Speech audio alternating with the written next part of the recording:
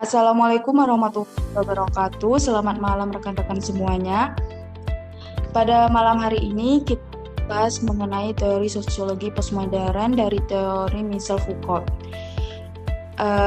Adapun anggota dari kelompok ini yaitu Spati dengan saya sendiri, Ririn Hersa, Damai Fistiani Bulo, dan Laila Fitriana. Baiklah, langsung saja kita masuki ke biografi Michel Foucault. Michel Foucault lahir pada tanggal 15 Oktober tahun 1926 di Poitiers, Prancis dengan nama Paul Foucault. Kemudian ditambah dengan Michel dari ibunya Annie Malaporte. Foucault berasal dari keluarga ilmuwan. Ayah dan kakeknya seorang ahli medis. Foucault menempuh studi filsafat, sejarah, dan psikologi. Melanjutkan pendidikan ke Kolose, Stainlas, dan berkenalan dengan filsafat Yunani modern, Descartes dan Henri Bergson.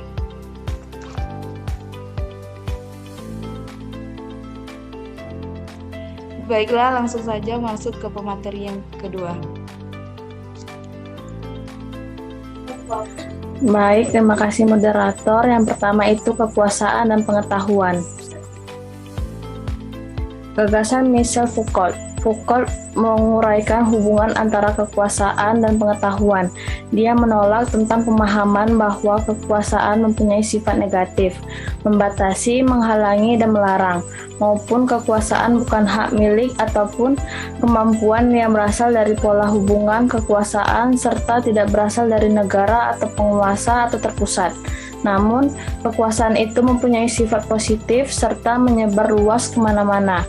Kekuasaan menciptakan realitas dan wacana, pengetahuan, serta kebenaran yang baru.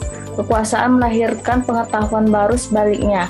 Pengetahuan adalah kekuasaan untuk mendefinisikan yang lain yang dimana pengetahuan menciptakan pengaruh-pengaruh kekuasaan. Tanpa pengetahuan tidak ada kuasa. Hal tersebut yang dikatakan kuasa pengetahuan atau pouvoir savoir. Yang selanjutnya, menurut Foucault juga kekuasaan bukanlah kekuatan, institusi atau struktur yang bersifat menundukkan. Kekuasaan adalah label nominal bagi relasi strategis yang kompleks dalam masyarakat. Kekuasaan menyebar dan hadir di mana-mana dan juga dimiliki oleh siapa saja. Oleh karena itu, ketimbang berusaha mengutamakan gagasan besar yang cenderung manipulatif, Foucault lebih memilih untuk menyibuki persoalan-persoalan kecil dan lokal yang seringkali tak jamak dibicarakan. Tema seperti rumah sakit, penjara, barak-barak tentara, sekolah, pabrik, pasien, seks, orang gila, dan para kriminal menjadi titik perhatian utama selama karir kefilsafatannya. Selanjutnya saya kembalikan ke moderator. Baik, terima kasih kepada Laila. Yang selanjutnya ke pemateri, silahkan. Baik, terima kasih moderator. Susunan urutan dari gagasan kekuasaan dan pengetahuan.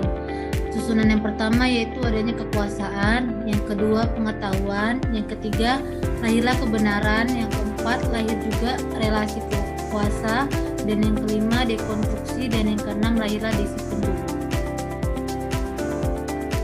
Kekuasaan dapat dilihat dari seberapa besarnya pengetahuan.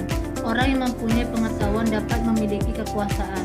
Kekuasaan mempunyai kebenaran, bisa benar, bisa tidaknya. Di sini kebenaran itu bersifat ambigu. Contoh perbedaan pendapat terkait pemakaian vaksin. Ada pendapat yang mengatakan vaksin halal dan haram. Menurut Foucault, pengetahuan dapat melahirkan relasi kuasa. Relasi kuasa dapat dikatakan ketika orang tersebut mempunyai pengetahuan lebih, maka mempunyai kekuasaan. Orang yang mempunyai relasi kuasa biasanya susah untuk dibantah. Contohnya, dokter yang mempunyai pengetahuan lebih dalam hal mengobati pasien, dan pasien susah untuk membantahnya karena dokter mempunyai kekuasaan pengetahuan dalam hal mengobati. Relasi kuasa mengalami dekonstruksi, yaitu perubahan sesuai masa waktu.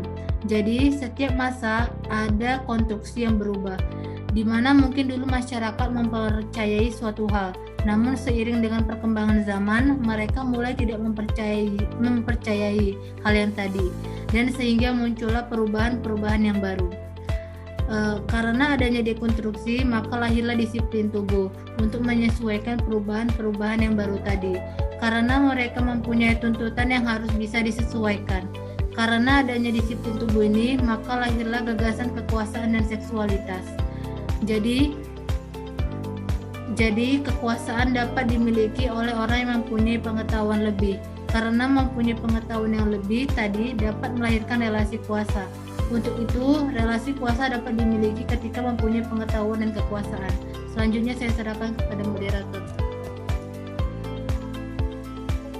Baik, terima kasih kepada Ririn. Baik, selanjutnya kepada Damai Fistiani Bulo dipersilahkan. Terima kasih moderator. Untuk selanjutnya yaitu kekuasaan dan seksualitas. Gagasan Michael Foucault yaitu melihat sejarah perkembangan seksualitas dan kekuasaan. Menurutnya sejarah seksualitas adalah sebuah sejarah pembentukan wacana seksualitas melalui kekuasaan atau pikiran.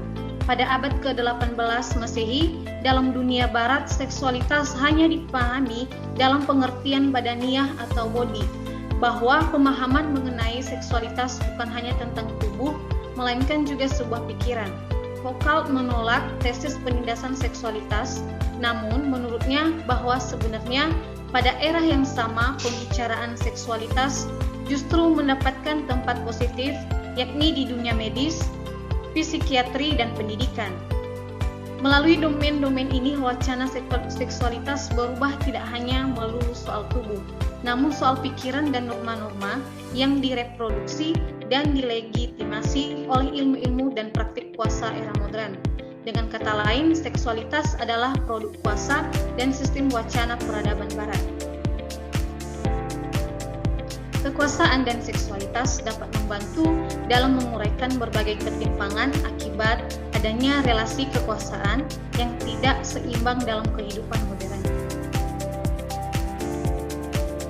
Menurut Foucault ada 4 tesis utama dalam kekuasaan. Yang pertama, kekuasaan bukanlah unsur kemilikan, melainkan sebuah strategi yang dimanfaatkan sekelompok tertentu. Yang kedua, kekuasaan tidak dapat dialokasikan di wilayah tertentu, akan tetapi mampu menyebar di setiap tempat. Dan yang ketiga, tidak dapat selamanya kekuasaan bekerja melalui penindasan dan persepsi, akan tetapi dapat melalui normalisasi dan regulasi. Dan yang terakhir yaitu kekuasaan bukan bersifat destruktif, melainkan reproduktif. Ia mampu menghasilkan sistem-sistem pengetahuan yang baru. Kekuasaan adalah sebuah rezim yang dapat melakukan kontrol untuk menguasai pihak lain. Pengontrolan itu sampai pada wilayah yang paling pribadi atau intim, yaitu tubuh. Tubuh yang menjadi objek kekuasaan yang bertujuan untuk melahirkan manusia-manusia yang dapat tunduk dengan kekuasaan tersebut.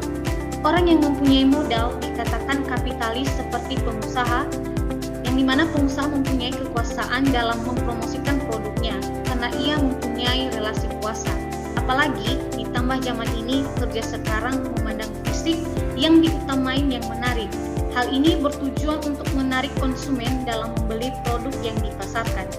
Contohnya sales atau yang biasa dikenal SPG. Pelaku SPG ini yang dipakai yaitu perempuan karena lebih menarik dan memasarkan produk seperti motor.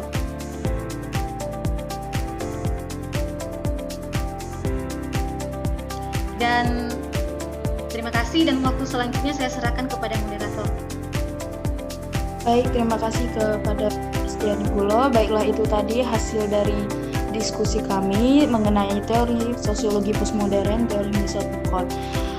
Sebelum saya mengakhiri presentasi pada malam hari ini, izinkan saya memberikan satu pantun.